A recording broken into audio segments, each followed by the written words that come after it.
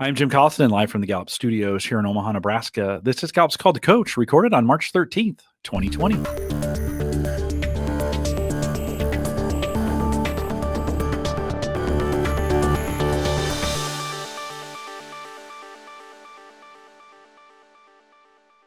Call to Coach is a resource for those who want to help others discover and use their strengths. We have Gallup experts and independent strengths coaches share tactics, insights, and strategies to help coaches maximize the talent of individuals, teams, and organizations around the world. If you are listening live, love to have you join us in our chat room. There's a link right above me here on our live page that's available there. Go to YouTube, sign in, and we'd love to have your questions in chat. If you're listening after the fact and have questions about anything right now, and we're taking anything, send us an email, coaching@gallup.com. Don't forget, you can subscribe on YouTube as well. If you're listening live, there's a subscribe button right actually below Paul over on this side.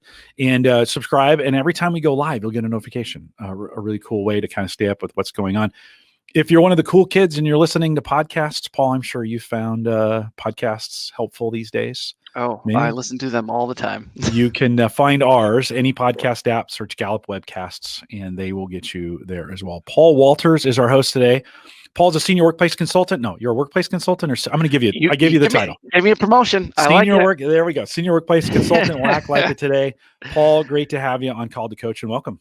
Happy to be here, Jim. Thanks for having me on. There's no one I'd rather talk to on a Friday than you. Well, thank you. Well, I'm looking forward to these next 3 sessions that we're going to record, and the other 2 that'll be available. If you're listening to this as a podcast, all 5 should probably be there by now. But it's this idea of these coaching conversations, and we've done a bunch of work around this with some of our books and some of our materials. And the goal today really is to kind of think through these conversations and to give some clues. Never more important than in a world today where we have a mix of remote, we have a mix of in-house workers, factory workers, right? I mean, it doesn't matter, right? These conversations have to happen in some form or fashion. Why don't you get us started as we think about this and establish kind of these expectations? Yeah, so I think this is, as you said, Jim, this is one of a 5-part series, and today we'll be covering the first, as you said, the first 3, and this is part 1. So really, the overarching thing here is we know that performance management systems are archaic and don't really work, requiring companies to make a shift in what that looks like, really from performance management to what we call performance development.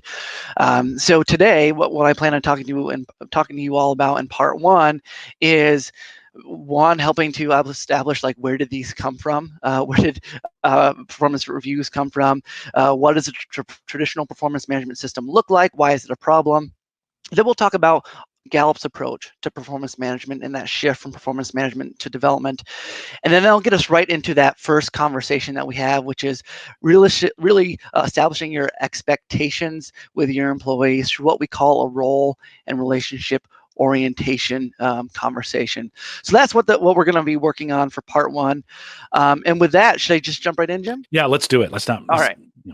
Well, I think it's helpful. I don't actually have context high, but I always find it interesting to figure out where did these systems come from that we've created in our existing workforce.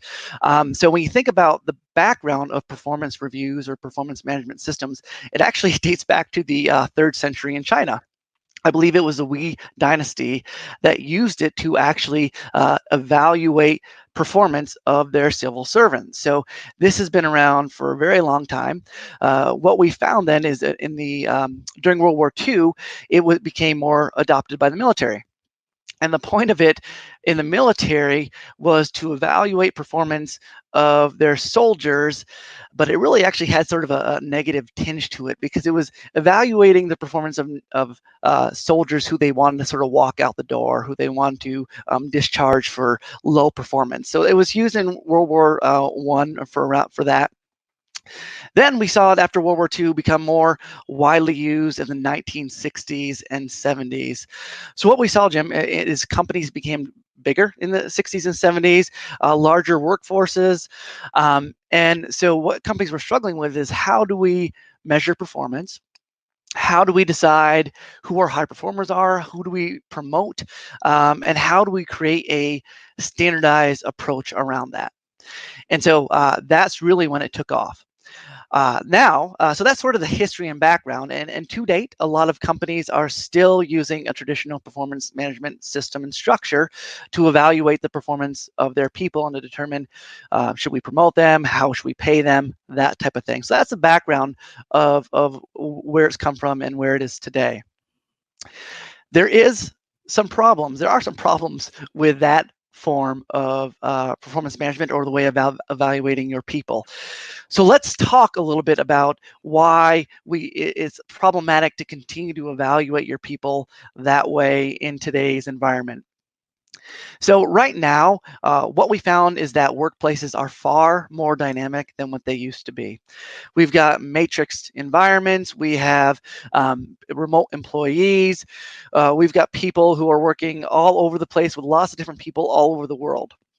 People's jobs look very different than what they used to be. So while I'm on the same team as a lot of other people, and we do have some overlap in what we do, we still have differences in the work that we do and how we approach our work. Therefore, the standard approach to managing or reviewing performance just doesn't work anymore.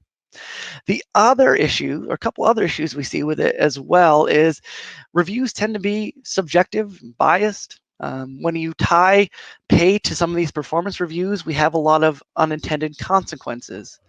And truthfully, the whole point of performance reviews is to improve performance. What we're finding, Jim and everybody else listening, is that traditional performance reviews do not actually get people to perform better. And if your whole point is to improve someone's performance through a performance review, and you're not accomplishing that, then you start to have to ask yourself, well, why are we doing a performance review in this fashion? A few other things that we found, some psychological obstacles, we call them, to performance reviews. One of them is called infrequent feedback. So what tends to happen is that when, let's say, Jim, I'm your boss. In a traditional performance management review structure, I probably have meetings with you here and there, but I'm going to do your review every 6 months or once a year. So what happens is you come into my office, we're going to have your review, and before you come into your office, I'm looking at your performance review metrics that I need to evaluate you on, and I'm thinking about, well, shoot, I don't really remember Jim's performance from the last 12 months, but I remember his performance from the last couple of weeks or last month, so that's what I'm going to evaluate him on. So we call that the recency effect. So for example, let's say you were a high performer, Jim, for 11 months out of the year, but the last month, maybe you were sick or you had some family issues, and so your performance was sort of subpar or mediocre.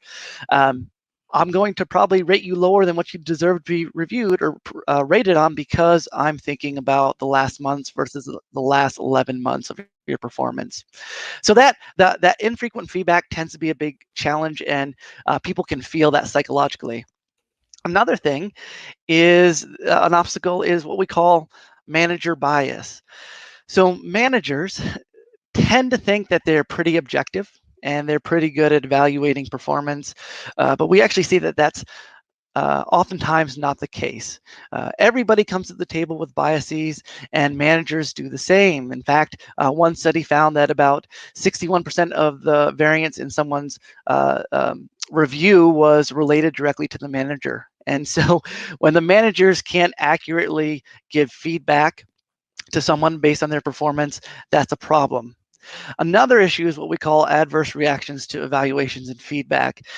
That's really around people don't view these as fair and accurate. That's one.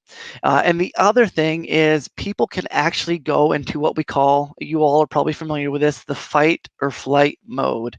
So when I go into a performance review, when you start giving me feedback, my first reaction is either I'm going to combat and debate you on the way you've reviewed me to tell you why you're wrong, or I don't want to be a part of this conversation. I just want to leave. So we see that happen a lot. And the last one that we talk about is the pay incentives. So we're not saying that you should never tie performance to pay, but you have to be really careful about how you do that. There are times when if people don't feel that these are fair and accurate and you're tying someone's pay to it, it automatically raises the bar and elevates their emotional reactions to how you evaluate them, which can obviously be problematic. You also have things that are called force ratings or rankings. So let's say, again, I'm gonna pick on you, Jim. Let's say you are a excellent performer, high level, the top performer, but you're on a team of top performers. And I can only, as a manager, I can only give 5% of my team a raise or a high grade to rate you as excellence. Any other team, you would probably be the top 5% easily, but because you're on a team of high performers, you get put into sort of that mediocre or average level, which obviously then creates more problems and frustrations around these performance reviews. So again, all these things, the biases, the unintended consequences of pay, the subjectivity to them, really causes problems. And I've got some sad statistics that I'm going to throw out there at you. Is that 29%, only 29% of employees strongly agree that the performance reviews they receive are fair, right? So you got 30% of the workforce that thinks that the reviews are actually fair, and 26% strongly agree that they're accurate. So fewer think that they're actually accurate. Only 2 in 10 employees strongly agree that their performance is managed in a way that motivates them to do outstanding work, and only 14% of employees strongly agree that performance reviews they receive inspire them to improve. So again, when we're thinking about, the point of these things is to inspire people to go out there and be better. I always think when anytime a manager has a touch point with their employee, that employee either becomes more engaged or less engaged. And what we're finding is with these performance reviews, they're leaving less engaged, less motivated, less inspired to do the work, which is the opposite and intended effect of what we're trying to accomplish there. Yeah, and in some cases, it's the only conversation or one of the few conversations Yeah. they're having, right?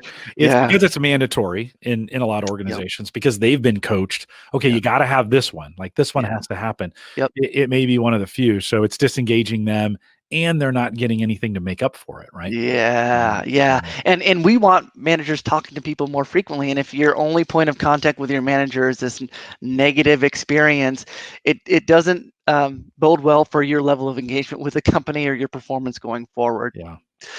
So how about we talk about then our approach to performance management and some of the things that we recommend that you go in the direction that you go.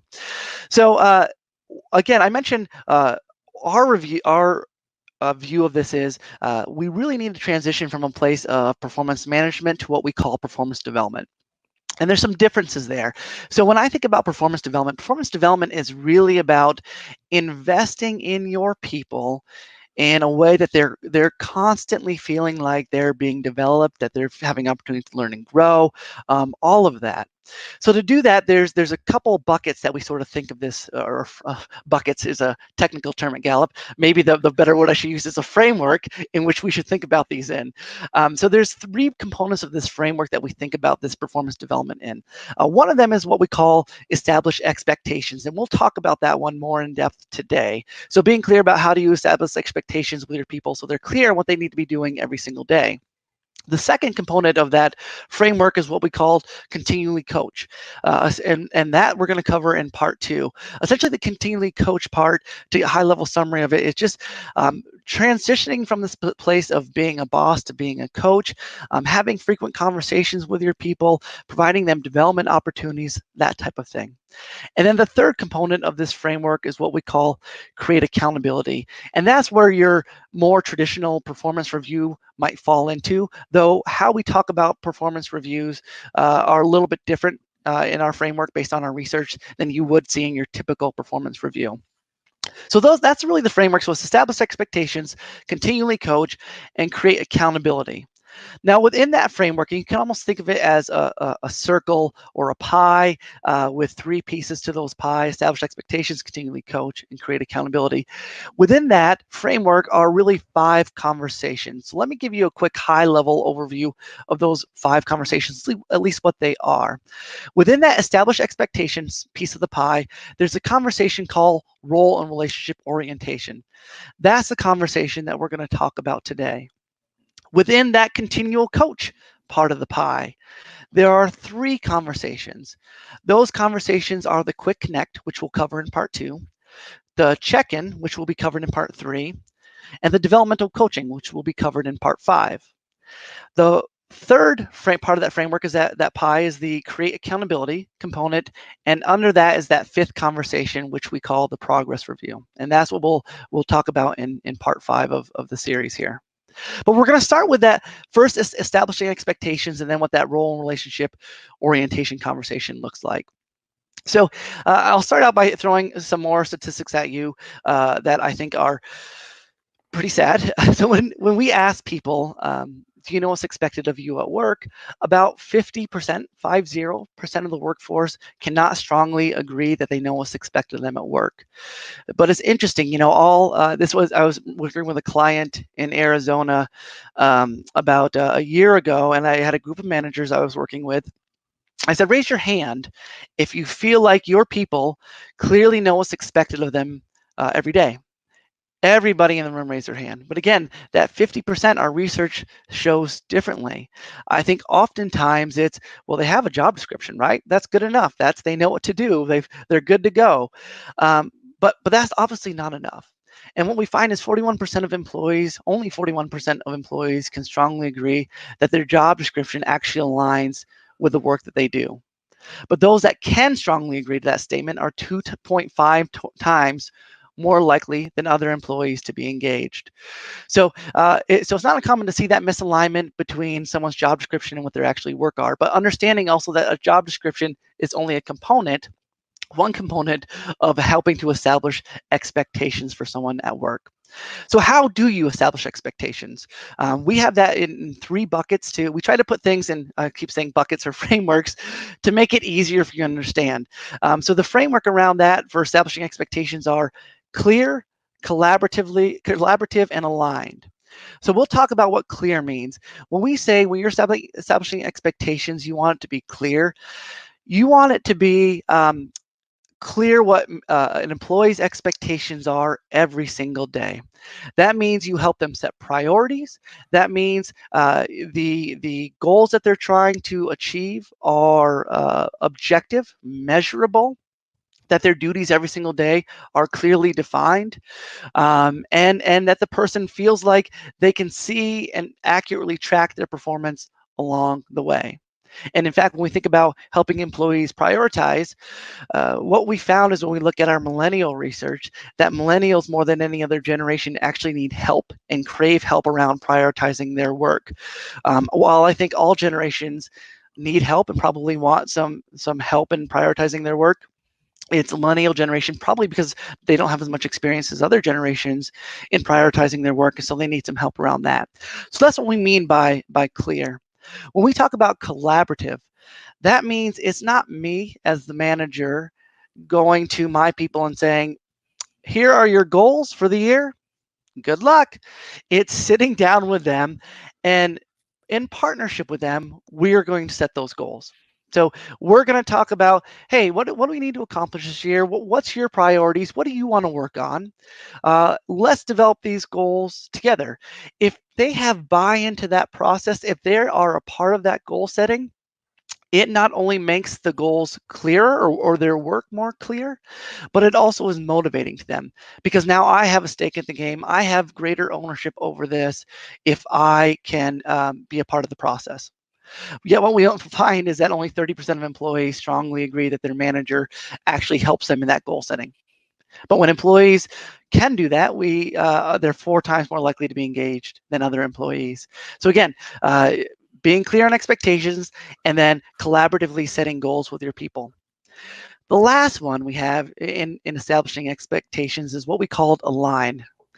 Aligned means there needs to be an alignment between what that individual does every day and their team goals and the institution's goals, so that I can see what I'm doing every day contributes to our mission as an organization, our mission as a team.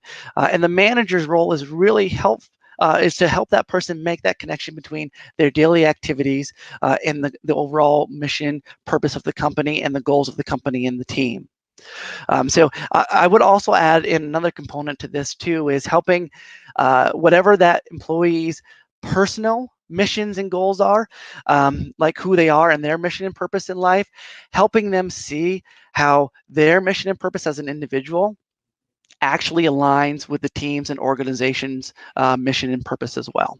If you can help make that additional connection, again, it gets me more excited, more passionate about the work that I'm doing. So again, clear, collaborative, and aligned. That brings us to the actual conversation that we're here to talk about, which is what Gallup calls the role and relationship orientation conversation. So again, we've got the established expectations. The conversation that fits into that is what we call the role and relationship orientation conversation. You'll note that we don't say, this is a job description orientation or just a role orientation. We very intentionally have relationship orientation in there as well, because it is insufficient to sit down and just have a conversation with them about, here's your job description, here's the printer, here's your laptop, this is the restroom. If you need anything at all, Jim's right there, have a conversation with him. It's much more than that. It's about taking time to get to know the person on a personal level, helping them feel cared about, start to build trust with that person, learn about their strengths, help them understand what excellence in the role looks like. You're looking at what their engagement needs are. How do they like to be engaged? What are their goals and aspirations, their motivations? Helping to, again, do those expectations with them around that are clear, collaborative, and aligned. It's much more than just that surface level, here's what you need to do, go and do it. It's being very intentional about creating that relationship with them, because that's crucial. I think of, I'm going to call out one of our managers at Gallup, Benjamin. I remember when we had a new person join our team, and she came from DC to our office, to our summit, our workplace summit in Omaha. And I remember just, he spent a lot of time with her, walking around with her, having lunch with her, that type of thing. They weren't just talking shop. It was helping her feel cared about and welcome to the organization, getting to know them on a personal level. And I think oftentimes as managers or leaders, we so quickly go to, we need somebody in this role because we're running thin. So I'm going to grab somebody with a pulse. I'm going to put them in the role, get them up to speed as fast as humanly possible, and then I'm going to check out. Let them go, do their thing. They're good to go. I don't have much more time to spend with them because I'm super busy myself. So that's sort of the purpose behind it. Now, how often should this happen? Obviously, when you have somebody new on board, they should go through something like this. Even when somebody changes roles within a company, they should go through something like this. We actually say even once a year. Once a year, even though the person's in the same role, having a conversation with them to realign expectations, to make sure that that relationship is there.